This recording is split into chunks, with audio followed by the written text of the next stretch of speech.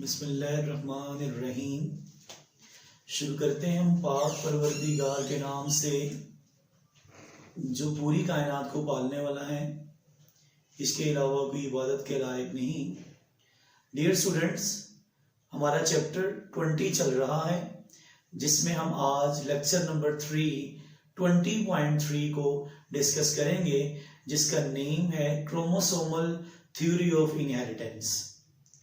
बेटा इसे बड़े अच्छे तरीके से समराइज करूंगा और अटेंटिव होके लेक्चर सुनिएगा। इंशाल्लाह स्टेप बाय स्टेप सब बातें जो हैं वो आपको इजीली क्लियर होंगी। तो हमारा आज का टॉपिक है chromosomal theory of inheritance. Generally बच्चों, अगर हम इस थ्योरी की बात करें तो इस थ्योरी में according to this theory genes are the physical unit located at chromosome. बेटा हमने इंट्रोडक्शन के लेक्चर में पढ़ा था this is a single chromosome. हर क्रोमोसोम पे hundreds and thousands of genes होते हैं। तो वो ये कह रहा है कि हर क्रोमोसोम पे जो नंबर ऑफ जीन्स हैं वो एक फिजिकल यूनिट है, एक फिजिकल पार्ट है जो वाज़िया तौर पर दिखता है क्रोमोसोम पे। ठीक है बेटा, रिपीट करूंगा। कहता है genes are the physical unit located at the chromosome. ये हमारे पास एक क्रोमोसोम है, ये इसके क्रोमेटिड है, ये सेंट्रोमेयर है, और ये जो कलरफुल लाइंस मैंने ड्रॉ की हैं, दीज आर द जीन्स। ये जीन्स बेसिकली फिजिकल यूनिट हैं जो कि क्रोमोसोम पर लोकेट करते हैं। मतलब फिर ये हुआ, it means that one member of gene located at the one homologous chromosome and other member of gene located at the other homologous chromosome। बेटा नॉर्मली जो जीन्स होते हैं ना वो पेयर की फॉर्म में होते हैं। लेट्स सपोज हमारे पास एक जीन है, वो इस कैटेगरी के अंदर है। सपोज ये है हमारे पास एक जीन,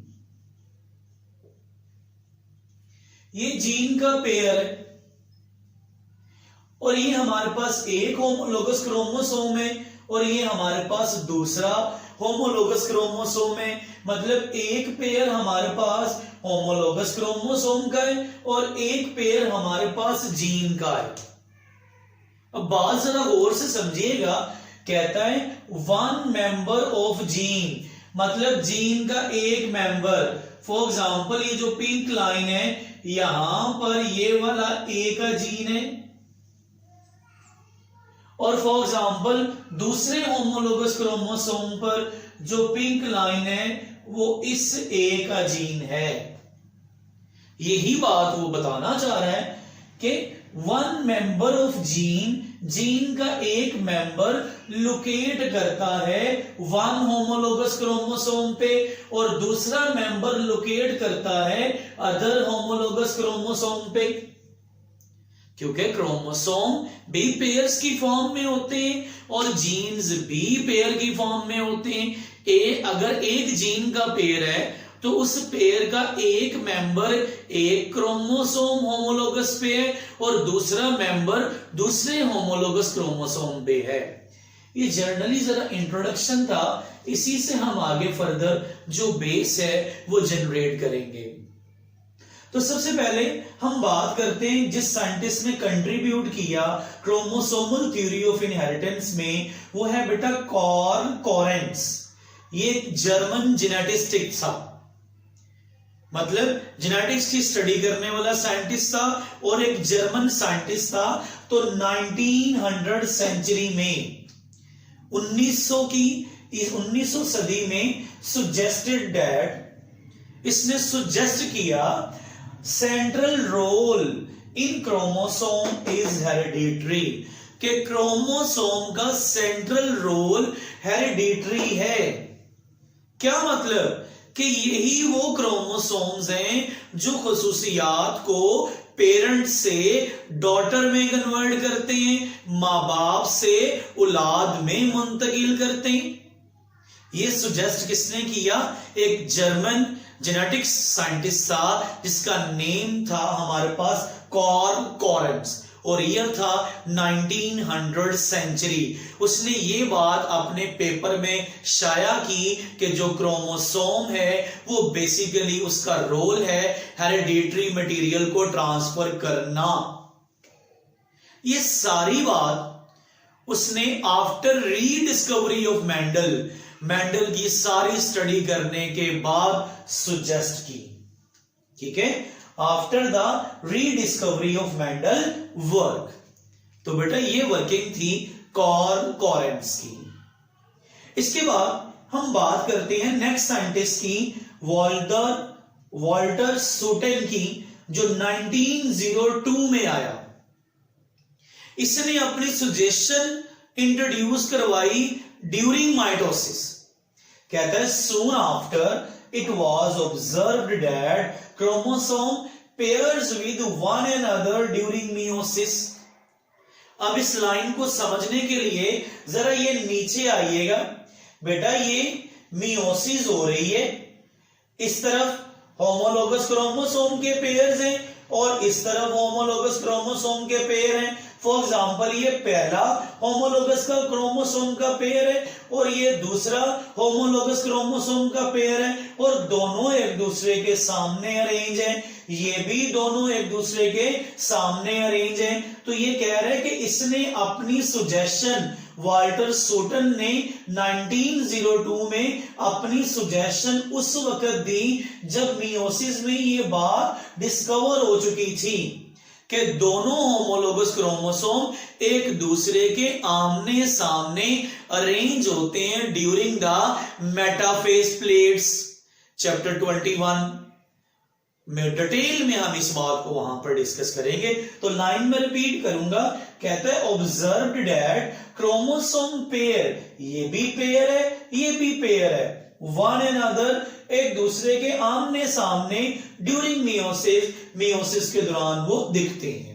इस लाइन को हम इस डायग्राम से एक्सप्लेन कर सकते हैं।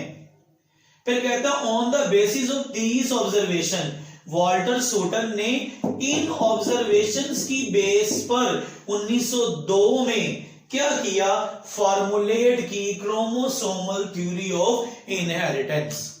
वॉल्टर सूटन ने पहले डीपली ऑब्जर्व किया कि जिस वक्त मियोसिस होती है मेटाफेज की स्टेज में होमोलोगस क्रोमोसोम पेयर्स की फॉर्म में होते हैं। जब उसने इस चीज पर बिलीव कर लिया तो देन उसने अपनी वर्किंग शुरू की 1902 में। तो उसने एक थ्योरी इंट्रोड्यूस करवाई जिसका नेम था क्रोमोसोमल थ्योरी ऑफ इनहेरिटेंस। ये थ्योरी है क्या थी? कहते हैं this theory states that genes and chromosome show the same behaviour. तो जर्नली वॉल्टर सूटन क्या कह रहा है कि क्रोमोसोम और जीन्स, मतलब ये क्रोमोसोम और ये जीन्स, इन दोनों का बिहेवियर बिल्कुल सेम है। ये किसने थ्योरी प्रोड्यूस की? वॉल्टर सूटन ने। किस वर्किंग के बाद? वो वर्किंग जो 1902 में वॉल्टर सूटन ने की after observe the during meiosis homologous chromosome pairs.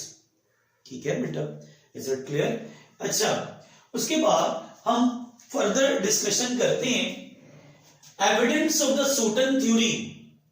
सूटन theory के एविडेंस क्या हैं? इससे पहले एक छोटा सा कॉन्सेप्ट समझ लें। What is homologous chromosome? बेटा होमोलोगस क्रोमोसोम उन क्रोमोसोम्स को कहते हैं जिनके पास सिमिलर जीन्स हों। जैसे कि ह्यूमन में 46 क्रोमोसोम है और 23 पेयर्स हैं। पहले 22 पेयर मेल और फीमेल दोनों में सेम है और वो होमोलोगस क्रोमोसोम कहलाते हैं। क्यों? क्योंकि उन सभी के पास सिमिलर जीन्स हैं। जैसा कि ये देखिए मैंने बताया, those chromosome which have a similar genes are called as homologous chromosome. Human में 46 क्रोमोसोम है, पहले 22 होमोलोगस हैं और वो सारे के सारे एक्स हैं। एक क्रोमोसोम की कॉपी दूसरा क्रोमोसोम है और इनके पास सिमिलर जीन्स हैं, लेकिन जो 23rd पेयर है फीमेल का X है और मेल का Y है, यहां पर सिमिलर जीन्स नहीं होंगे। It's mean 23rd chromosome sex chromosome है, होमोलोगस क्रोमोसोम नहीं है। क्यों? क्योंकि यहां पर सिमिलर जीन्स नहीं है। एक छोटी सी टर्म है, इसका कॉन्सेप्ट आगे यूज होना है, हम उसे डिस्कस करते हैं। अच्छा, अब हम ब्रीफली बात करते हैं एविडेंस ऑफ सूटन थ्योरी के। सूटन थ्योरी के क्या क्या एविडेंसेस हैं? तो बेटा सबसे पहले नंबर पे है रिप्रोडक्शन। अच्छा, रिप्रोडक्शन में क्या है? कहता है कि हमारे पास 2 डिफरेंट गैमेट्स हैं, एक हमारे पास है स्पर्म और दूसरा हमारे पास है एग। बेटा एग भी हैप्लॉइड होता है और स्पर्म भी हैप्लॉइड होता है, but sperm small in size, their nucleus is small, and egg is large in size and their cytoplasm is large and the sperm cytoplasm is small। दिखने में इन दोनों के साइज में बहुत फर्क है। जब ये दोनों यूनियन ऑफ गैमेट्स करते हैं, जुड़ते हैं, तो फर्टिलाइजेशन से जाइगोट पैदा होता है जो कि डिप्लॉइड होता है। अब कहता है अगर तो मेंडल की थ्योरी, मेंडल की वर्किंग बिल्कुल ठीक है, तो यहां पर स्पर्म और एग दोनों इक्वल कंट्रीब्यूशन करेंगे हेरिडिटरी मटेरियल के लिहाज से। चाहे ही स्पर्म का साइज छोटा और न्यूक्लियस साइज में छोटा है, चाहे ही एग का साइज बड़ा, चाहे ही स्पर्म का साइज छोटा और साइटोप्लाज्म छोटा है, और भला ही जो हमारे पास एग है उसका जो साइटोप्लाज्म है वो लार्ज है।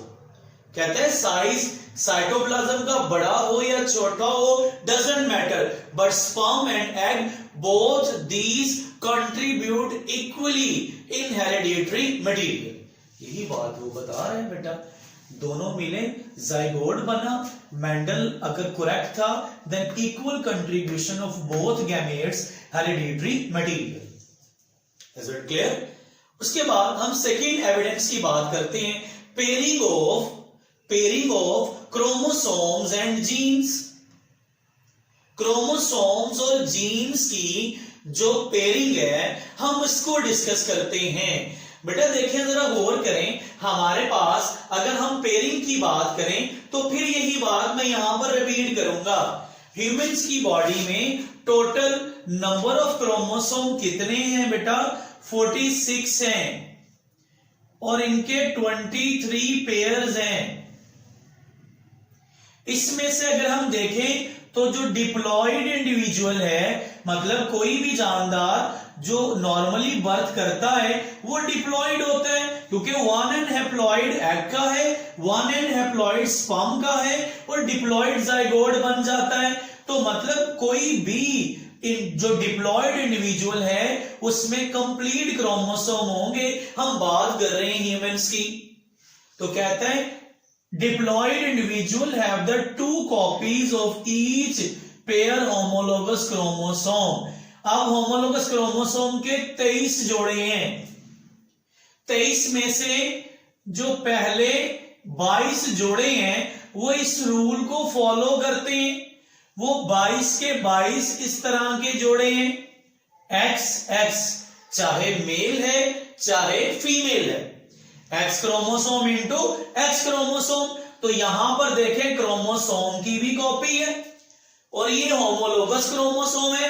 अगर क्रोमोसोम की कॉपी है इट्स मीन जीन्स की भी कॉपी है।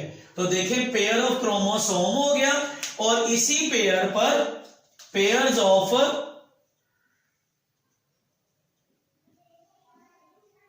जीन्स हो गई। ये बात हो रही है फर्स्ट 22 होमोलोगस क्रोमोसोम्स की।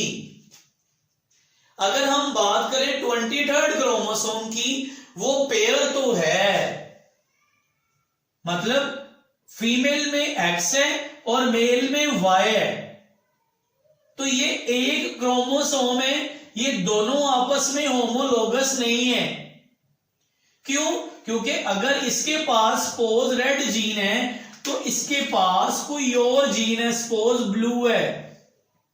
चूंकि यहां पर एक क्रोमोसोम के पास ओनली वन जीन कॉपी है, gametes have only one copy. जितने भी गैमेट्स होते हैं वो होमोलोगस नहीं होते और वो क्रोमोसोम भी एक होता है और जीन की कॉपी भी एक होती है। क्लियर है ये पॉइंट बच्चों? कोई मसला तो नहीं, कोई प्रॉब्लम? अच्छा, तीसरे नंबर पे segregation of chromosome and genes. बेटा सेग्रीगेशन का मतलब है सेपरेट हो जाना। तो बेटा ये हमारे पास एक क्रोमोसोम का पेयर है जो कि डिप्लॉयड इंडिविजुअल है, 46 क्रोमोसोम है, इसमें मियोसिस होगी तो एक हैप्लॉयड क्रोमोसोम अलग हो जाएगा, दूसरा हैप्लॉयड क्रोमोसोम अलग हो जाएगा, इसमें भी 23 क्रोमोसोम है, इसमें भी 23 क्रोमोसोम है। इसी तरह हमारे पास ये कोई एक जीन का पेयर है, इसमें भी मियोसिस होगी और ये मतलब एक ट्रेड हैप्लॉयड ये वाला आ जाएगा, दूसरा ट्रेड हैप्लॉयड ये आ जाएगा। तो दोनों पेयर अगर सेपरेट हो रहे हैं, सेग्रीगेट हो रहे हैं, तो उसके पीछे रीजन है मियोसिस की। ये थे बेटा एविडेंस ऑफ सूटन थ्योरी। अच्छा बच्चों, आगे हम बात करते हैं objections of सूटन theory. Sutton theory पर क्या ऑब्जेक्शंस लगे और इनका सॉल्यूशन हम टॉपिक कंप्लीट करने के बाद देखते हैं। अच्छा, कहता है Mendelian character determine the gene. Mendel यही कहता है ना, क्रोमोसोम पर जीन है, gene located on chromosome. Mendel ने तो हमें बताया कि क्रोमोसोम है और क्रोमोसोम के ऊपर जीन्स है। ठीक है बेटा। इंडिपेंडेंट असॉर्टमेंट क्या कहती है? Show the character that assort independently. ठीक है, show the character that assort independently. तो बेटा ये शख्स ये कह रहा है कि जीन्स जो हैं वो क्रोमोसोम के साथ, जैसे क्रोमोसोम डिवाइड हो रहा है वैसे ही जीन्स डिवाइड हो रहे हैं और दोनों मिलकर अपने ट्रेड्स को शो कर रहे हैं। इसमें थोड़ा तजाद है, इसको हम अभी साबित करते हैं जब हम टीएच मॉर्गन पर वर्किंग करेंगे। तो नेक्स्ट बेटा हमारे पास जो साइंटिस्ट है उसकी हम बात करेंगे किस पे? वर्किंग ऑफ या वर्क ऑफ टीएच मॉर्गन 1910। बेटा 1910 में जो टीएच मॉर्गन है उसने अपने एक्सपेरिमेंट के लिए एक फ्रूट फ्लाई ली जिसका साइंटिफिक नेम ड्रोसोफिला मेलानोगास्टर है। उसने ऑब्जर्व किया कि जो फ्रूट फ्लाई है नॉर्मल जीन के साथ नॉर्मल इन्वायरमेंट में रेड आई होती है।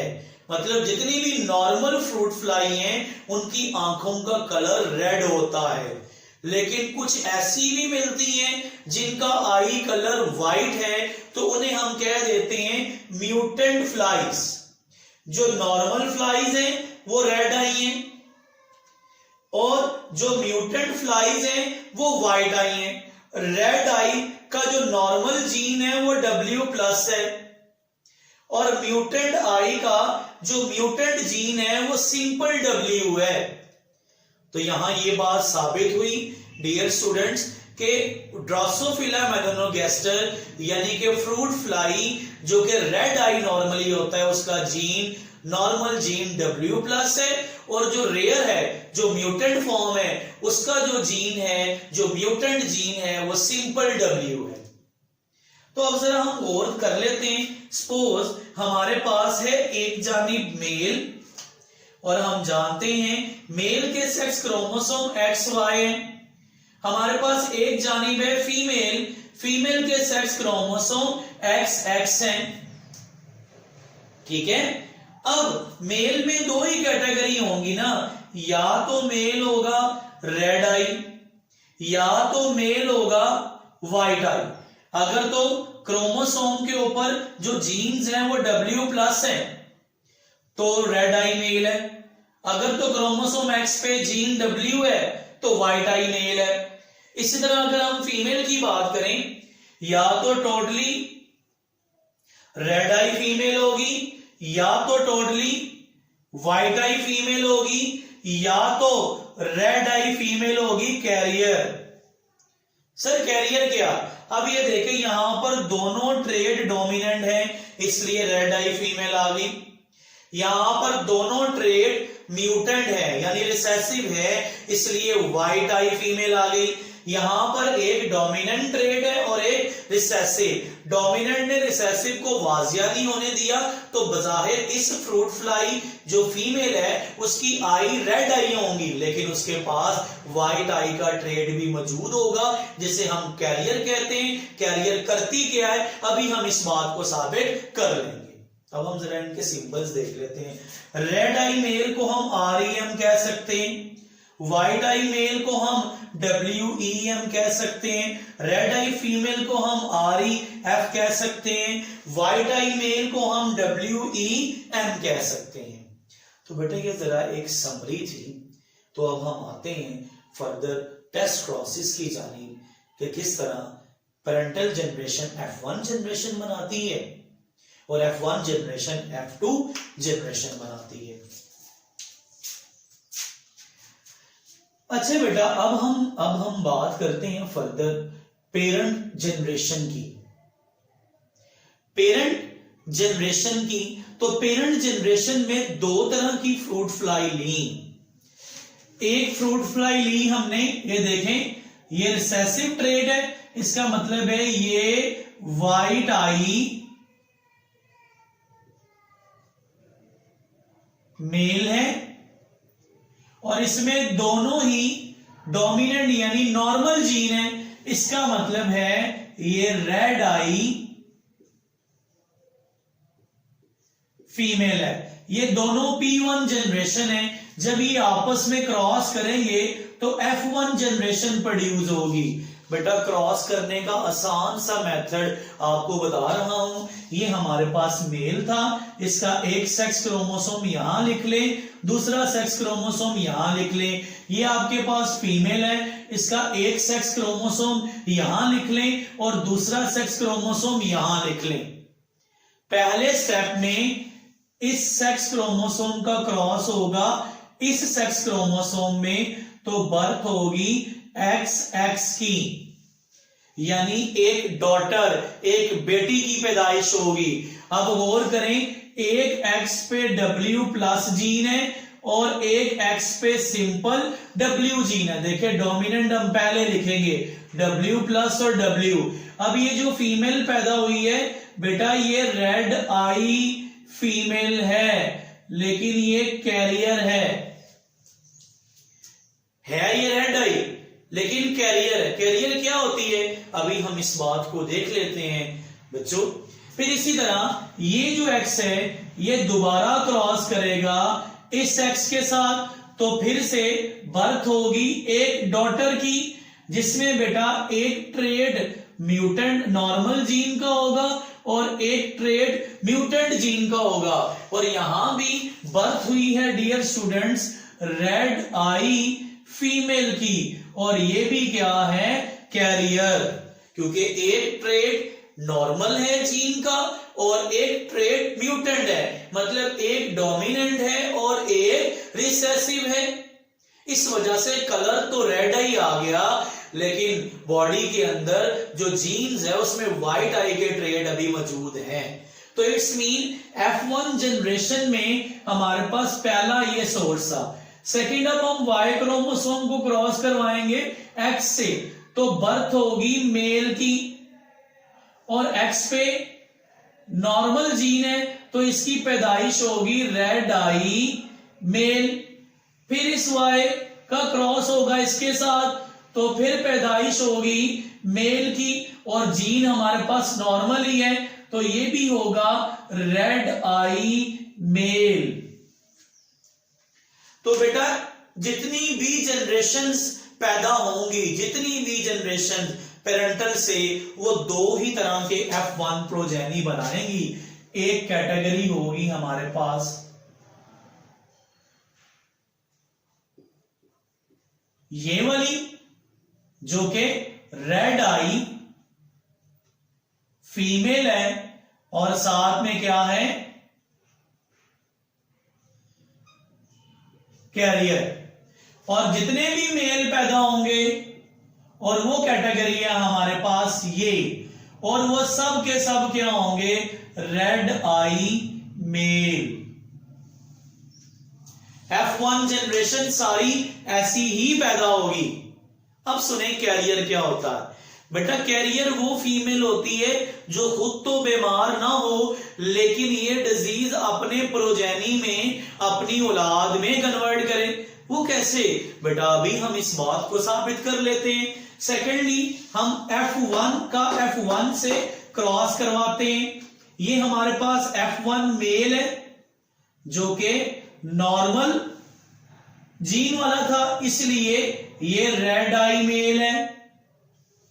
ये हमारे पास F1 फीमेल है जो कि रेड आई फीमेल है और साथ ही साथ कैरियर है। क्यों? क्योंकि एक जीन नॉर्मल है और दूसरा जीन म्यूटेंट है। तो बेटा इनका भी हम पुनर्स्केर बना लेते हैं बिल्कुल वैसे ही, ताकि हमें पता चल सके कितनी तरह के प्रोजेनी की बर्थ होगी, किस किस तरह के होंगे।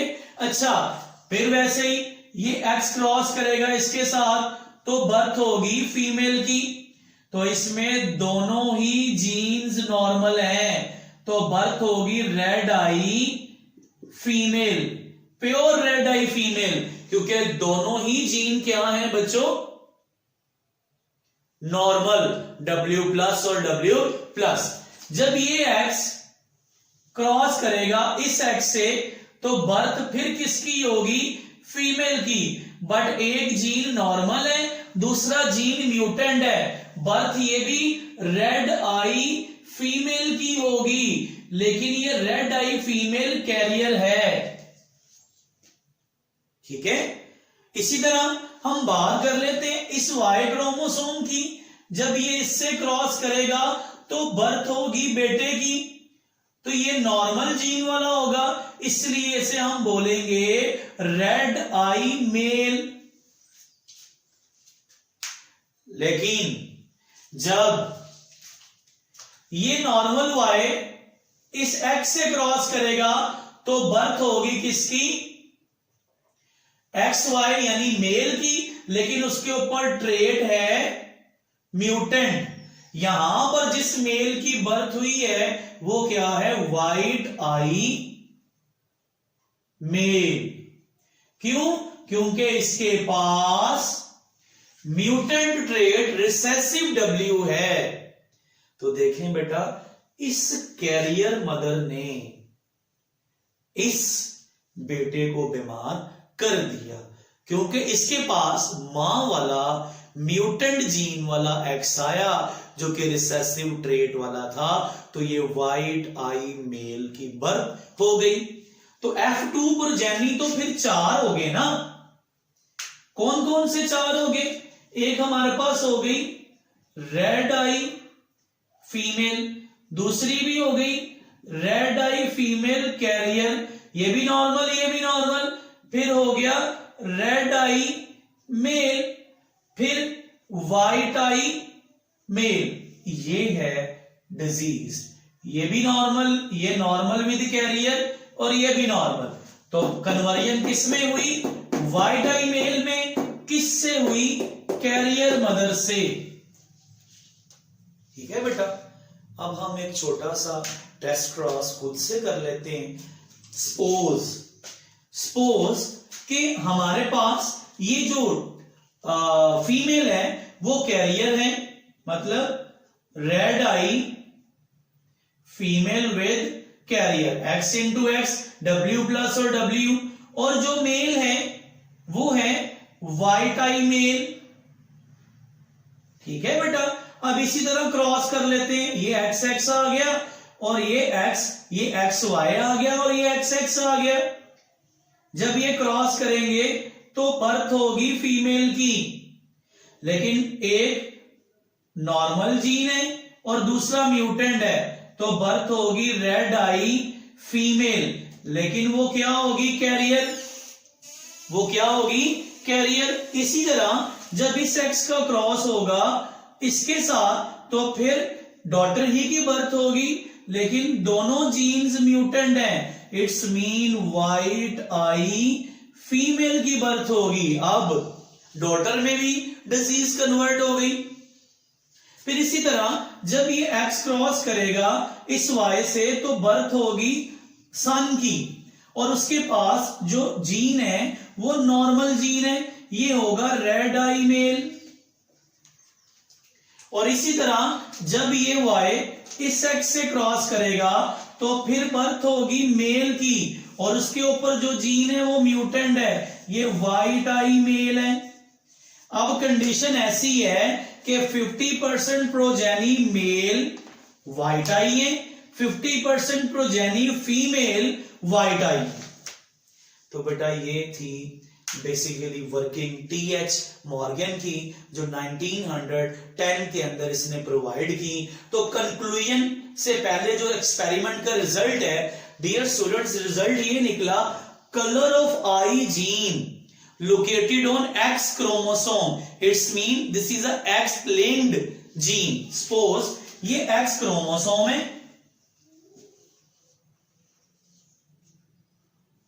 और जो आई कलर है ड्रोसोफिला का वो सिर्फ और सिर्फ X पे है, Y पे नहीं है। इसलिए ये जो म्यूटेंट X है मेल में चला जाएगा तो वो व्हाइट आई हो जाएगा, फीमेल में एक जाएगा तो रेड आई कैरियर। जब दोनों म्यूटेंट एक्स चले जाएंगे फीमेल में इस जीन वाले तो वो भी व्हाइट आई फीमेल बनेगी।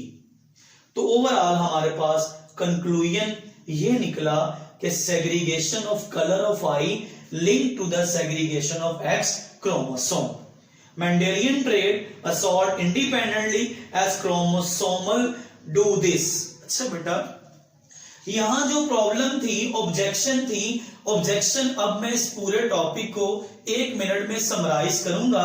ये जो अब ऑब्जेक्शन लगी यहां पर सूटन थ्योरी की, जरा गौर से ये बात सुननी है।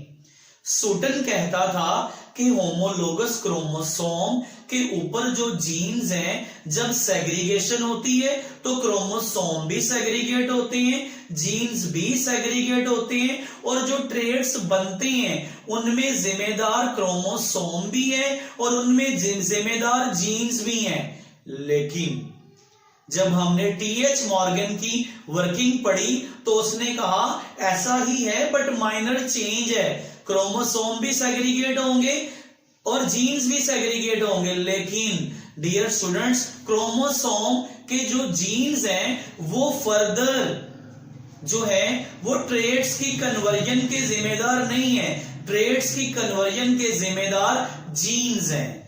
ठीक है बेटा, it's mean traits conversion are responsible due to genes, not due to chromosome. Chromosome segregate जरूर होते हैं लेकिन ट्रेट्स की जो कन्वर्जन है जस्ट बिकॉज ऑफ जीन्स। अच्छा स्टूडेंट्स, ये हमारा आज का लेक्चर था, ठीक है, और इसमें किसी भी किस्म का अगर आपको कोई प्रॉब्लम हुआ तो कमेंट सेक्शन में आप क्वेश्चनिंग कर सकते हैं। प्लीज मेरे चैनल को सब्सक्राइब कीजिएगा और प्रेस द बेल आइकन ताकि हर नई आने वाली वीडियो आप तक पहुंच सके।